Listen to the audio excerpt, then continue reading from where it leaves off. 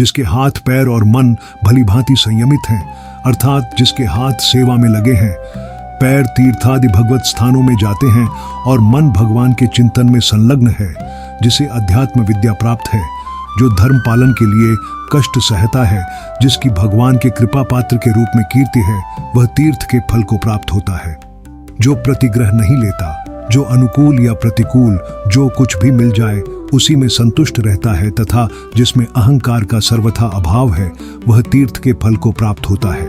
जो पाखंड नहीं करता, नए नए कामों को आरंभ नहीं करता, थोड़ा आहार करता है, इंद्रियों पर विजय प्राप्त कर चुका है, सब प्रकार की आसक्तियों से छूटा हुआ है, वह तीर्थ के फल को प्राप्त होता है। जिसमें क्रोध नहीं है, जिसकी बुद्धि निर्मल है, जो सत्य बोलता है, व्रत पालन में दृढ़ है और सब प्राणियों को अपने आत्मा के समान अनुभव करता है, वह तीर्थ के फल को प्राप्त होता है।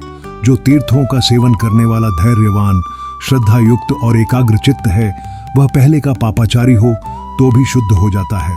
फिर जो शुद्ध कर्म करने वाला है उसकी तो बात ही क्या है। जो अश्रद्धालु है, पापात्मा, पाप का पुतला, पाप में गौरव बुद्धि रखने वाला, नास्तिक, संशयात्मा और केवल तर्क में ही डूबा रहता है, ये 5 प्रकार के मनुष्य तीर्थ के फल को प्राप्त नहीं करते। पापी मनुष्यों के तीर्थ में जाने से उनके पाप की शांति होती है। जिनका अंतःकरण शुद्ध है, ऐसे मनुष्यों के लिए तीर्थ यथोक्त फल देने वाला है।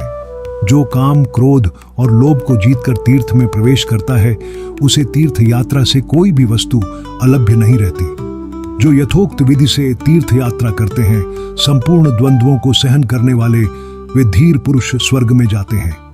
गंगा आदि तीर्थों में मछलियां निवास करती हैं, देव मंदिरों में पक्षीगण रहते हैं, किंतु उनके चित्त भक्ति भाव से रहित होने के कारण उन्हें तीर्थ सेवन और देव मंदिर में निवास करने से कोई फल नहीं मिलता। अतः हृदय कमल में भाव का संग्रह करके एकाग्र चित्त होकर तीर्थ सेवन करना चाहिए।